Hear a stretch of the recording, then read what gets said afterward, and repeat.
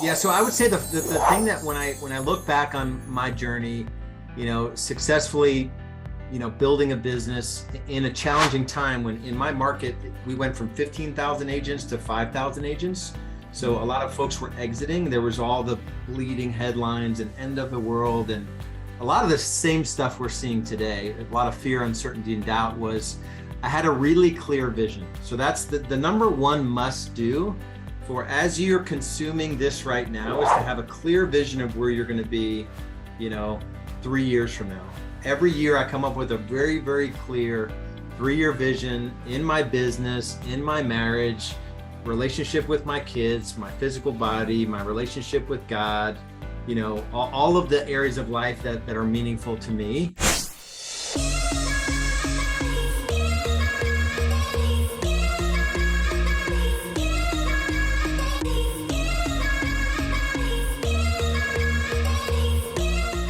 I think the coolest part, click on the little sandwich button, scroll down, you can see your members, all the events, but the mini master classes, that's what's going to set this apart, along with the master classes that are coming. But now you can click on the mini master class that you like. It's broken down into sections. You've got the process here. You can scroll down, watch the video if you want. They're not very long. They're about 5 minutes each. And you can go and click on the PDF, and there you have all the notes for that specific mini master class. To me,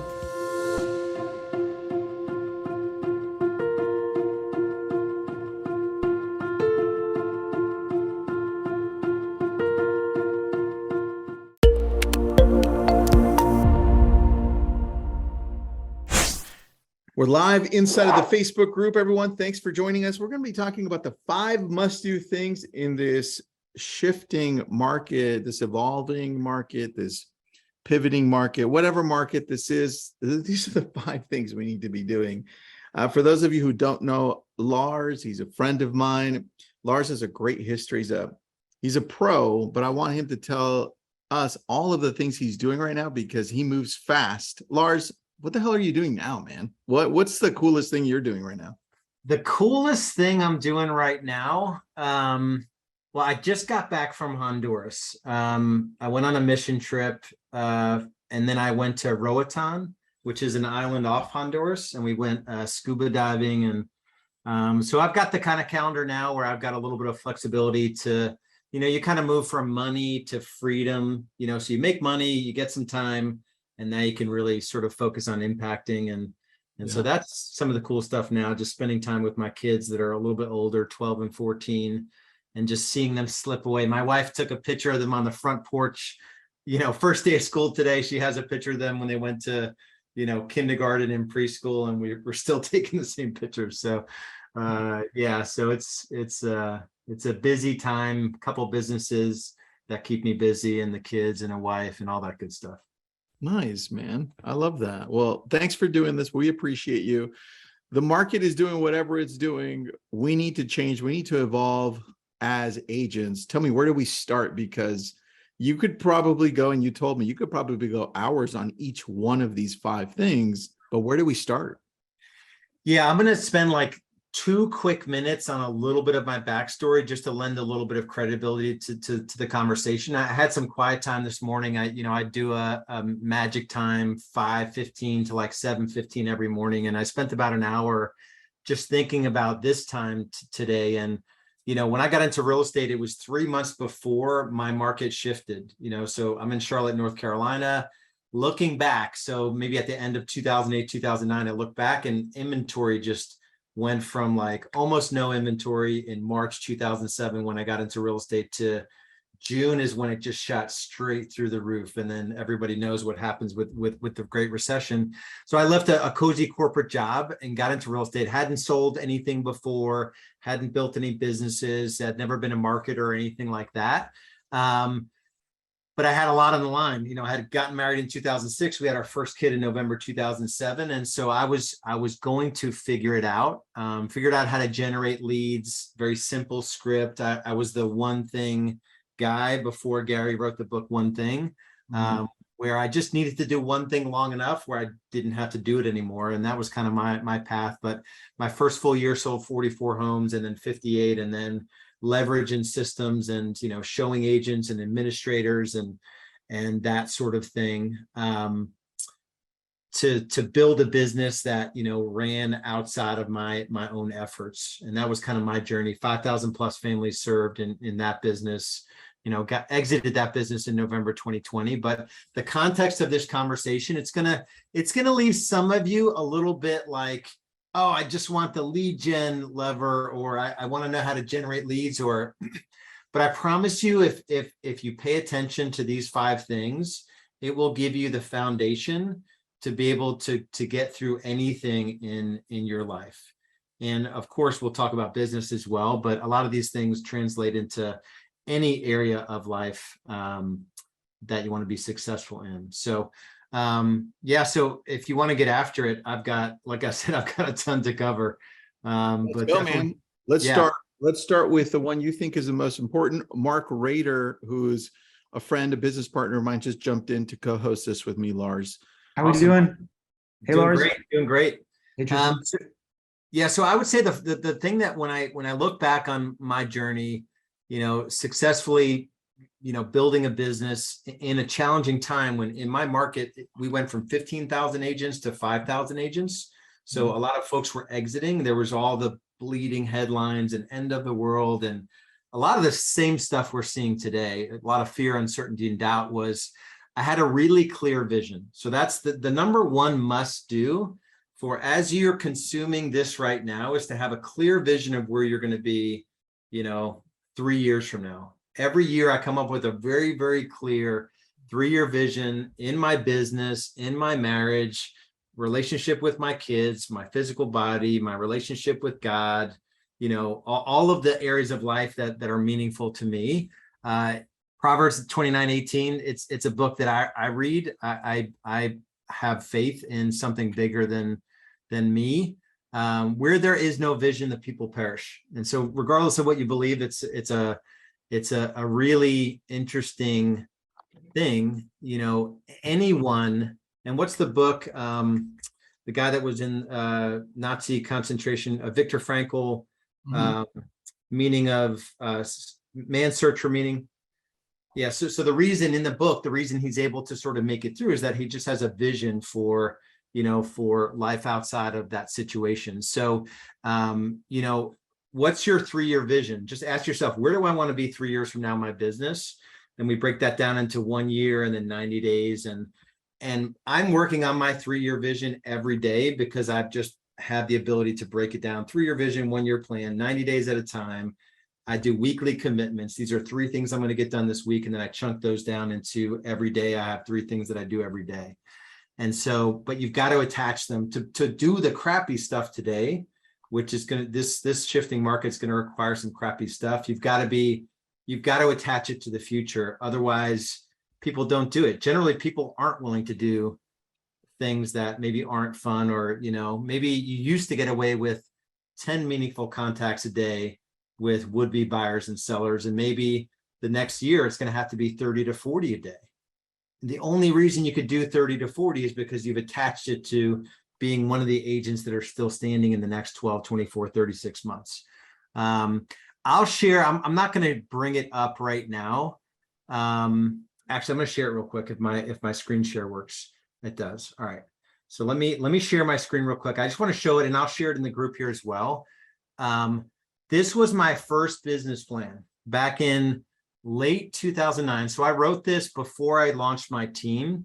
The front side of it, and I OCD'd on this thing, so I don't expect any of that from any of you. But I was real clear, like, so this was my plan for 2010 was, this is what's going to happen. And I was very clear on what that looked like. But what I want to share with you is, I broke everything down into 3 years, 1 year, quarterly, that sort of thing.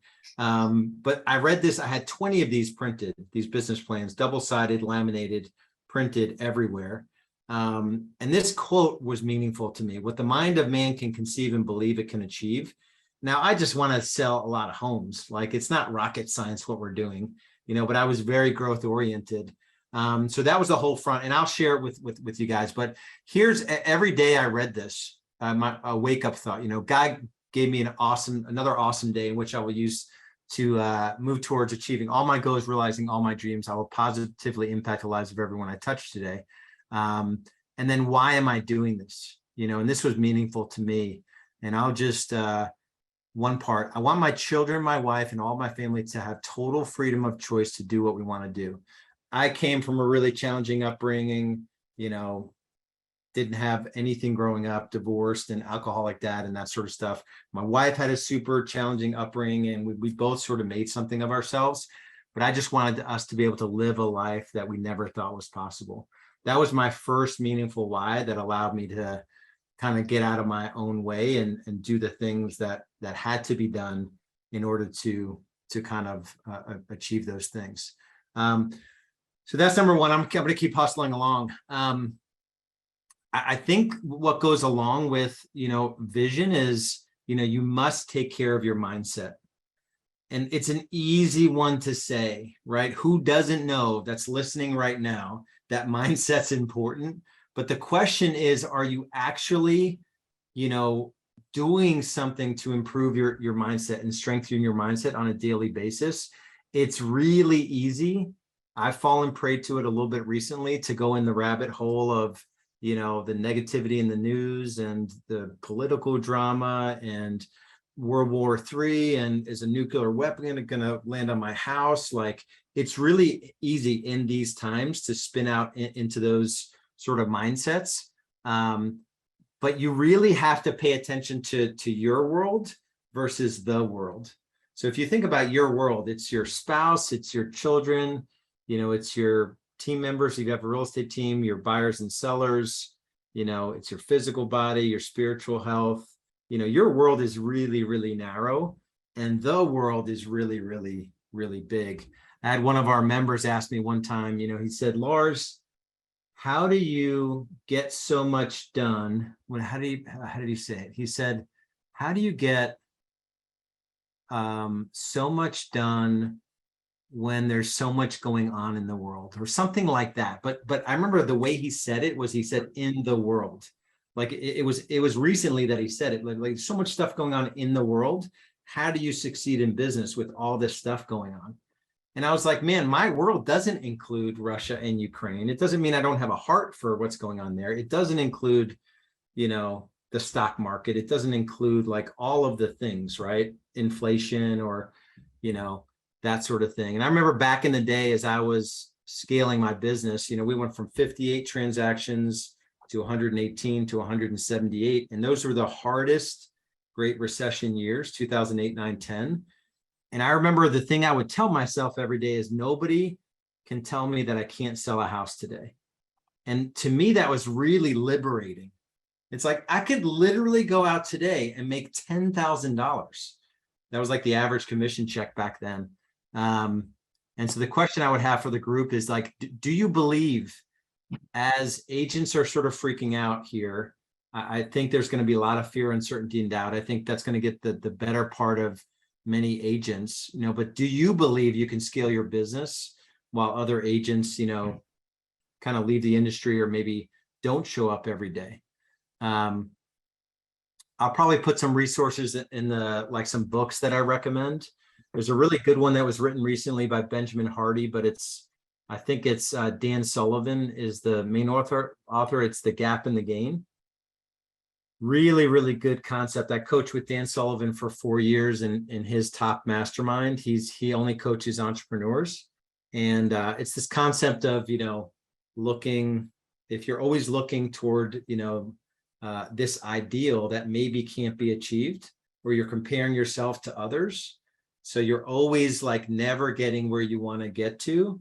And it leads to a constant state of discontentment versus just counting like where you've come from. And it's, it's a little bit of progress every day. You're going to feel like you're building momentum versus, I'm never going to catch that person, or look at that person selling 1,000 homes. I'm only selling, or whatever you're comparing yourself to. So that's take care of your mindset. You guys have any thoughts on any of that? Any questions, Tristan or Mark?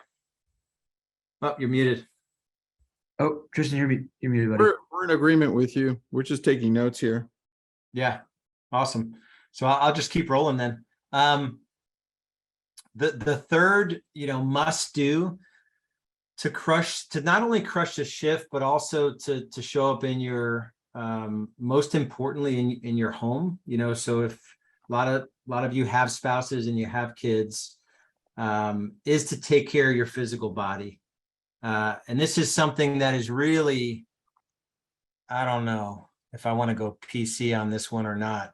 I think in real estate, I think we've allowed ourselves just to sort of take a pass on taking care of our physical bodies because, real estate gets in the way, or we're working a deal and it's the first thing that hits us in the morning is a negotiation left over from the night before, or, but it has to be non-negotiable that you take care of your physical body so that you're actually accelerating through anything, any chaos or any bad market that could happen. If you're not eating well, you're not getting 4 to 5 workouts a week, you're not drinking, at least 2 liters, maybe 4 liters, and you're not getting at least 7 hours of sleep, you're not going to be able to, kick ass during the day and then still have the physical energy to be able to show up and be useful and present in your home. The risk in real estate is that you give most of it to real estate and there's nothing left over for your spouse and your kids. And if you're lucky, you'll stay close to the family and close to your spouse, but more often than not, you're drifting and it typically doesn't end very well. A relationship can't end well if you're not sort of tending to it. So it's, on that point, Lars, I was talking to a friend of mine. His name's Justin. He's an he trains the NHL on mind and body and spirit. And he was saying, like, if you're not there for your mind and if you're not there physically, how are you showing up for your family? Are you showing up 50%, 60% of what you should be showing up as? And to me, when he started putting it in percentages, it's like, damn, you're right. I am only showing up at times 70%. I'm not even present sometimes, right? I need to switch that, right? So just being aware of that really puts you in current state, so you know where you're at and you do better mentally, physically, and spiritually. Yeah. And I don't know if this is going to help anyone, but as you were saying that, this came to my mind where, I don't know. So I've been married for 16, let me think, 2006. So this year, 16 years. And for the first 7 or 8 years, it was very much tit for tat, where I was going to meet my wife 50-50 in my mind. And it didn't work out very well because I was maybe taking inventory of man, I just worked a full day and, and whatever crap we get going on in our heads. But I don't know where I heard it, but it was it was an Andy Stanley podcast about leadership. And he said, what would a world-class blank do? So he was using okay, in any situation, what would a world-class leader do? If you slow down and ask yourself that question, you'll always get the answer, right? And he said, and you can also ask it what would a world-class husband do? A world-class husband would, show up at 6:30 or 6 whenever they're done with work, and they would be on point. They would have taken care of themselves during the day and gotten an appropriate amount of sleep the night before so they can engage at a high level for the 4 or 5 hours that matter the most. And I didn't always do that. I was eating poorly and I would stay up late working on the business and, and that sort of thing. But though that time matters more than anything else. And the thing I tell myself now is that my goal is to give 100% to my wife and my kids 100% of the time. And I fail all the time with that standard, but I was just 7 days with a group of guys in Honduras, and then we had fun afterwards, scuba diving and stuff. Mm-hmm. I gave 0%, you know what I mean? So I gave 0% to the family during that time. So now I'm back in it. I got up early this morning, even though I got home super late. I got my workout in. and I'm going to be on point tonight and right back at it. So, and I think I mentioned with your health, sleep, water, fitness, and diet. And start small if you struggle. If you're like sitting there and you haven't worked out in forever, you're 100 pounds overweight, and this is just the thing you've just not taken care of, just start out with like, I'm just going to drink 2 liters of water a day for 30 days and get that one habit, stack that one habit, and then say, I'm going to walk a mile, 5 days a week for the next 30 days, and then stack that habit. Right. And just kind of keep stacking the habits. My fourth one, because we've only got about 9 minutes left here, is you must be productive. And I'm gonna share a what I call a productivity pack with some of the tools that I'm going to go through here in a second. So don't worry about fully understanding it. What I share in the group will make sense. There's nothing to sell. It's literally just to give. It's a video explaining these 3 tools, but the reason why most people don't make the kind of money that they want to make working a reasonable amount of hours, and this goes for anyone, is that they're spending time on things that generally are low dollar activities. So if I follow 90% of real estate agents around for a week or two, and I looked at where they spent their time, most of the time, more than 80% of the time, they're doing administrative activities. Like a busy agent is in the car, they're going to the attorney to drop off a check, they're putting a yard sign out, they're grabbing a lockbox, they're dropping off brochures, they're entering a listing in MLS. Think of like in a major metro market that I'm in, we could hire out courier type activities for like 10 to 12 bucks an hour.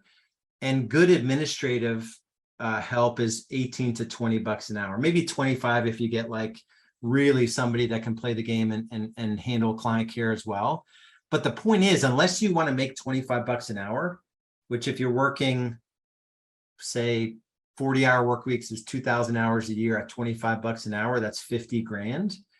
If you want to make 50 grand, then you should keep doing all the administrative stuff in your business. If you want to make 250 take home or 500,000 take home, I drew a line in the sand early on in real estate saying that I was going to make $500,000 take home net, and I wanted to work 40 hours a week. So it's 500,000 divided by 2,000 hours a year. So the average pay is $250 an hour. That's what I decided I was gonna make. And then it became super clear. I can't put listing and buyer packets together. I can't show homes to buyers. I can't enter listings into MLS. I can never go to an inspection. I can never, like all the things you can get someone super qualified, even though the task is critically important, you can get someone super qualified to do that thing.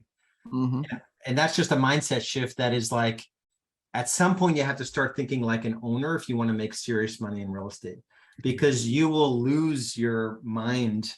You'll lose your calendar if you're only going to do it, via brute force. It's some stat like only 15% of agents have an admin or something like that, and 85% of what an agent does is administrative in nature.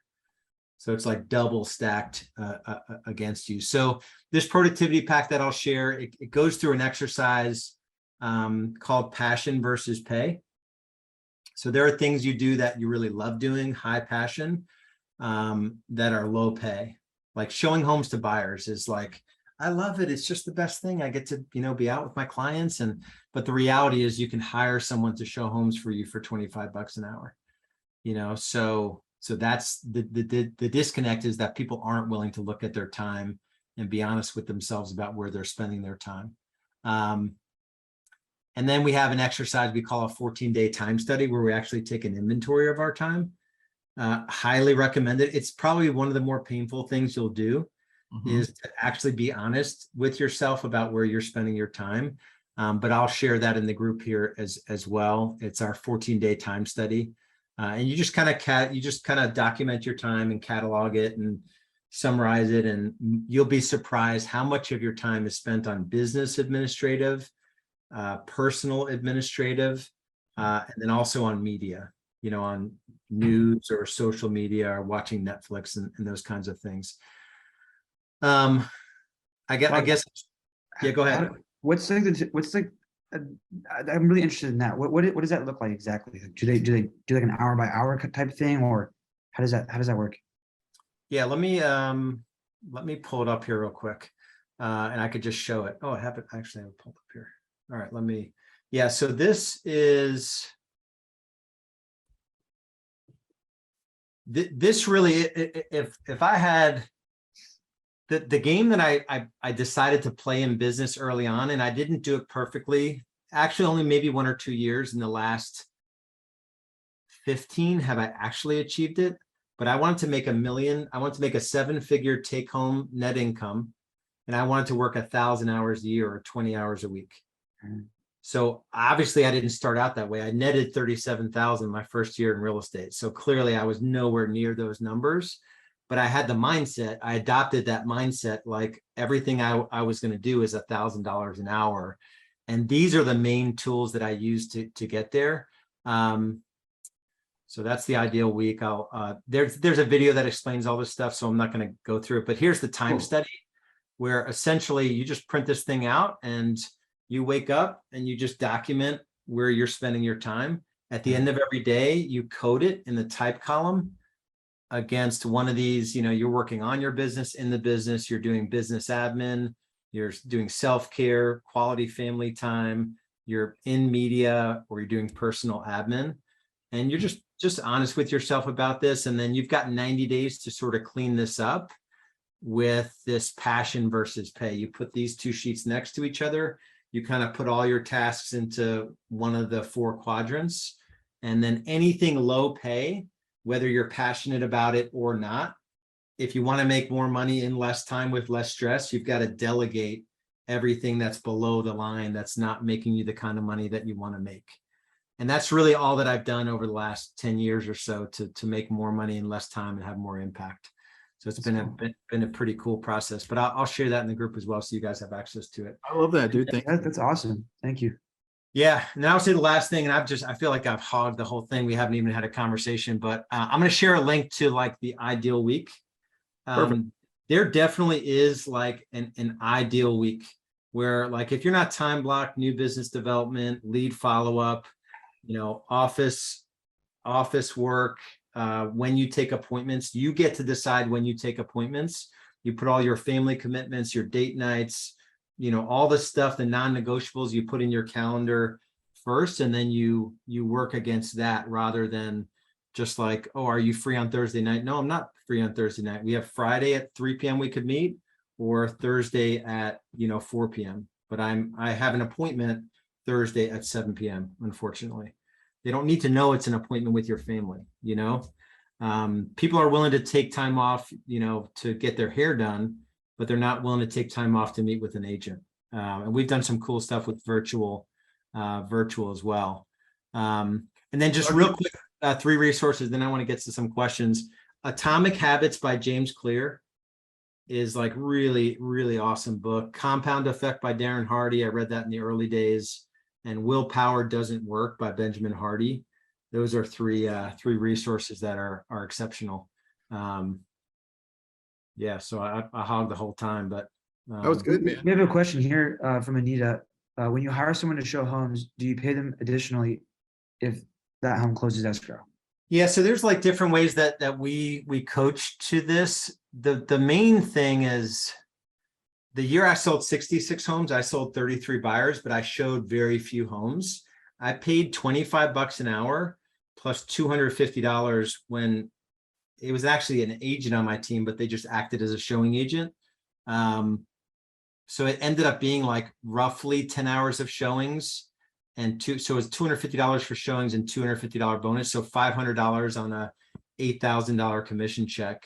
And I only had a couple hours in the deal. So the first move shouldn't be to hire a buyer agent. It should be to hire a showing agent. That works out really well. And there's a ton of agents that are happy to do hourly work right now. That's very true, man. You're so right. All right. Let's see. You're going to put up the link here or in the Facebook group. Where are you going to put up that link? I'm assuming all these guys, well, if you're on here live, you should go join Lab Coat Agents. So I'll put it in the Facebook group. but you've got to go into Lab Coat Agents to get it. I mean, everyone's in Lab Coat Agents, but it's probably one of the best Facebook groups in that you should be in it anyway. But I'll post it in there under this thread. And I'm going to share I can actually share my Google Calendar ideal week schedule. I'll share it in there as well, along with the productivity pack. And if you guys have any questions, as you're getting into any of the tools, I'll share my 2010 business plan as well, the one that I brought up. Perfect. It has some like really personal stuff in there, so don't tease me too much. I think I commented on my goals, my intimacy goals with my wife in that plan. So I get a little crap sometimes from some people. That's funny. That's okay, man. It's part of being real. Yeah, for sure. So any other Cindy says you're right that business does not lend itself towards me. Yeah, it doesn't. But I would say to Cindy's comment, I've found that it's the standards. Like if we compare ourselves to any other profession, like the best lawyer, the best doctor, you can't text them on a Friday night. Like you can't text your attorney on a Friday night and be like, hey, attorney, like I want to talk about the work we're doing right now and all weekend long. And I get that real estate's a little different, but it's really not. I mean, if you set the standard with your clients to say, hey, Tristian, it's going to be awesome working with you. If it's really hitting the fan and something blows up, on a Friday night or a Saturday or a Sunday, we can deal with it. But lenders don't work on the weekends. Attorneys don't work on the weekends, so there's no answers we can get anyway. So most of those things will just hold off until Monday, and nobody is going to fight you on that. If you set the expectation in advance, that's worked really well, even for agents on our teams. Nice, man. I love that. Any other questions we've got? I'm only monitoring the webinar here, not the Facebook group. So Mark, anything? Good to go. All right. Lars, where do people get a hold of you if they want more of you? I would just say Real Estate B School. B as in business. So realestatebschool.com. There's a bunch of free resources. Just hit the resources tab. You can get a bunch of resources. There's a podcast link on there as well, and case studies and whatnot. We just launched a new program. Details are in there as well. I love it, man. Lots of great information. And we went through it pretty quick. So anything you need from Lars, reach out to him. He's going to post that amazing document inside of the group. Watch out for it. I'll pin it to the top, Lars, as well. Awesome. Yeah, I'll be in there. It should have been number 5, Anita, was it was your calendar. Yep. So the must do is like having an actual calendar where I live by my calendar. Like it tells me when I need to end my day. It tells me when I need to go on a date night. It tells me when I need to work out, when I need to read the Bible, when I need to do my weekly planning and all stuff. Everything is in my calendar.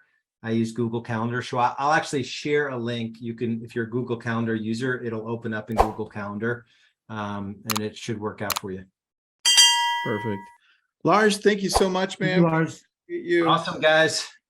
Yeah, I feel like Tristian, Mark, maybe we should get together another time where we actually have a conversation and not just me preaching the whole time. Great. I took some great notes, so thank you for that. I appreciate that. Awesome, guys. We'll talk soon. All right, be good.